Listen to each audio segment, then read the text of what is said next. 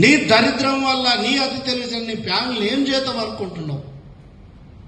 ఒక్కసారి ఆలోచన చేయ మిత్రమా. మరి ఇక్కడ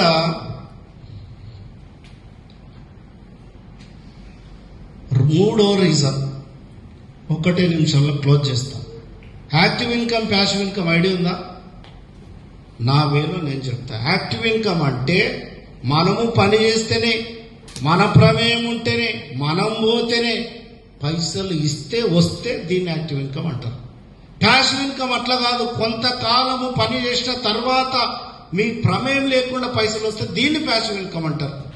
ఇప్పుడు చెప్పండి, మనం చేసేది అంత యాక్టివ్ ఇన్కమా ప్యాసివ్ ఇన్కమ్? ప్యాసివ్ ఇన్కమ్ లోకి రావాలి అనుకుంటున్నాం. యాక్టివ్ ఇన్కమ్ లో ఉన్నాం ప్రజెంట్. ఒకవేళ 2 మిత్రులను ఉదాహరణ తీసుకుంటే యాక్టివ్ ఇన్కమ్ లో ఉంటే ఎలా ఉంటుంది అలా బతుకు, ప్యాసివ్ ఇన్కమ్ లోకి వస్తే ఎలా ఉంటుందో తెలుసుకుందాం. రాజు, రామ్ అని 2 దోస్తులు ఉన్నారు. రాజు ఏం చేసాడు? యాక్టివ్ ఇన్కమ్ లో ఉన్నాడు. రాము ప్యాసివ్ ఇన్కమ్ లోకి వచ్చాడు. రాజు నెలకు 50,000 ₹1,00,000 వస్తున్నాయి, నాకెందుకు రాబోయే రిస్క్ అని చెప్పేసి లైట్ గా తీసుకున్నాడు. ఈయనకి 20,000 జీతం వస్తుంది, దీంతో సరిపోతలేదు, ఏదో ఒకటి జీతం అని ఈయన ప్లాన్ చేసుకున్నాడు.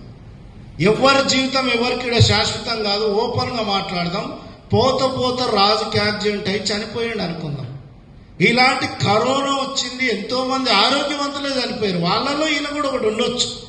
సడన్ గా చనిపోతే రాజుకు వచ్చే 50,000 ₹1,00,000 యాక్టివ్ ఇన్కమ్ వస్తాయి, ఆగిపోతాయి. ఏమైతుంది? ఆగిపోతాయి. ఇన్కమ్ ఏమైంది? 0 అయింది.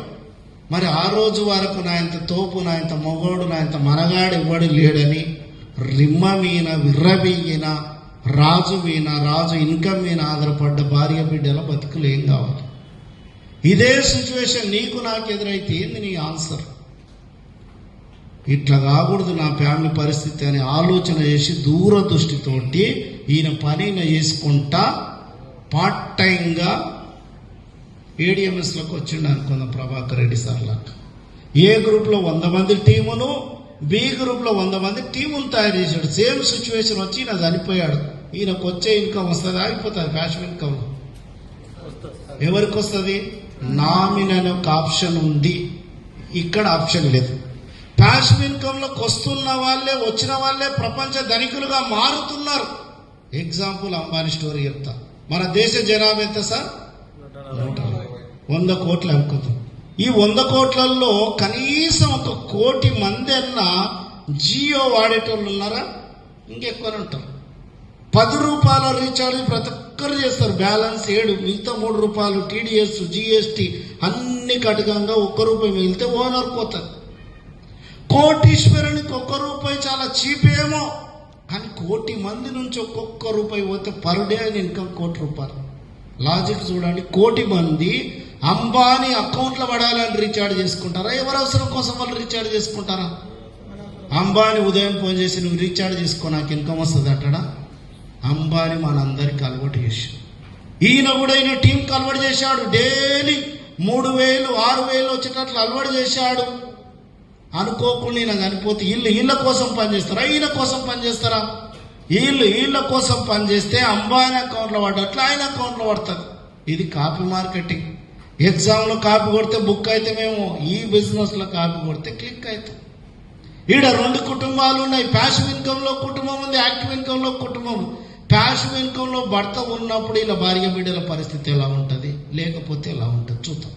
ప్యాసివ్ ఇన్కమ్ లో భర్త ఉన్నప్పుడు ఇలా భార్య బిడ్డలు ఆర్థిక పరంగా, డబ్బుల పరంగా ఎంత సంతోషంగా ఉన్నారో భర్త లేనప్పుడు కూడా అంతే సంతోషంగా ఉండడానికి అవకాశం ఉంది. ఇక్కడ భర్త లేడని ఒకే ఒక్క బాధ తప్ప. ఈ యాక్టివ్ ఇన్కమ్ లో మనీ లేడు, మనిషి లేడు. భర్త చచ్చిపోతే భార్య 2 సార్లు ఏడుస్తుందంట, ఇన్ని రోజులు కలిసిమెలిసి ఉంటివి కదా అని.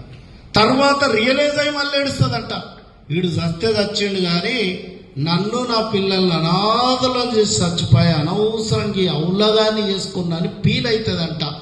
ఆ ఫీలు నా భార్య బిడ్డలకి ఇవ్వద్దని ఒళ్ళొచ్చుకొని కాళ్ళు నొప్పులున్నా, గొంతు నొప్పి ఉన్న గోళీలు వేసుకొని కడప వరకు వచ్చిన నీ ఫీల్ ఏంది చెప్పు? రాత్రి పూట నిన్నే నమ్ముకొని నీ మీద ఆధారపడ్డా భార్య బిడ్డల ముఖాలు చూడు సడన్ గా మేలుకొస్తే నీ ఉండవని ఎంత ధైర్యంగా నిద్రిస్తున్నారు. నీవే లేకపోతే ఏంది వాళ్ళ పరిస్థితి?